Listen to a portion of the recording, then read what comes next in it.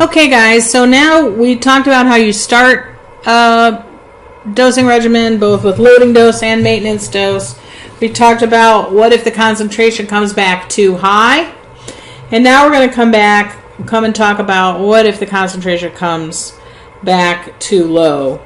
So in this case, again, we're still talking about this theophylline, which we're targeting 12 milligrams per liter is our target concentration. Your patient calls with complaints of not feeling any better at all. And you have a blood concentration drawn of your patient's theophylline when they're getting 400 milligrams every 8 hours, which we already know works out to be 50 milligrams per hour. The concentration is 6 milligrams per liter when you were targeting 12. So remember when we first went back and targeted this 400 every 8 or 50 milligrams per hour, we were using the population guess for clearance, which was 4 liters per hour. So if it's 6 rather than 12, what does that tell you about our patient's clearance? Our patient's clearance is much larger, probably double, right? It's double that. I mean, it is double. If we were shooting for 12, we get 6, although I think we thought with 400 we were going to get 12 and a half, so it's not quite double, but it's very close to double what the population average was with 4 liters per hour. How do I tell that? Because this is half of what we thought it would be.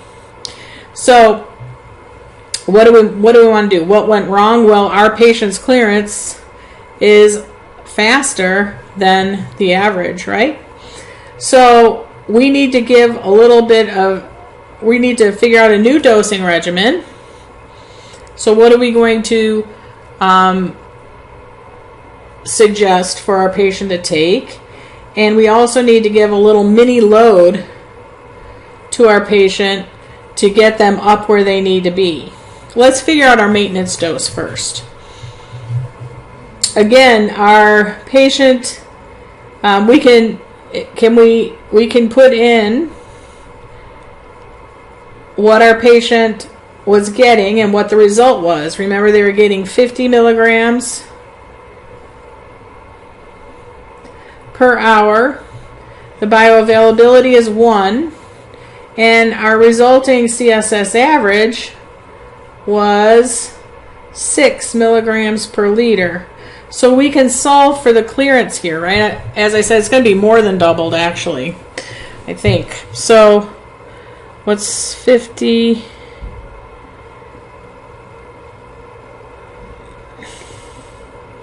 divided by 6?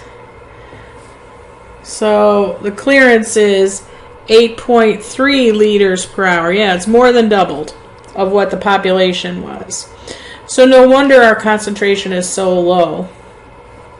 So we're going to need to double the dose rate, aren't we, to get where we want to be. We know I can do that without the math, but we can do the math, can't we? So once we put 8.3 in here, liters per hour, we're going to be solving for our dose rate. And we know the result. We want the resulting concentration to be 12 milligrams per liter, right? So 8.3 times 12 gives us 100 milligrams per hour, which is what we expected, double, right? So 100 milligrams per hour, if we continue to give it every 8 hours, is going to be 800 milligrams Q 8 hours. Now we could have done it with a proportion as well, couldn't we? Let's just do it that way. So if we assume that bioavailability and clearance remain constant, then we can say that dose rate 1 over CSS average 1 will be equal to dose rate 2 over CSS average 2. So dose rate 1, we gave 400 milligrams every 8 hours, so that's 1,200 milligrams per day, and our resulting CSS average was 6 milligrams per liter. What will our new dose rate need to be? Oopsie. To give us 12 milligrams per liter. We can see this is doubled, so this is going to have to be doubled. But just if you want to do the math, just to convince yourself, sometimes I like to do that, which is probably a little nutty, but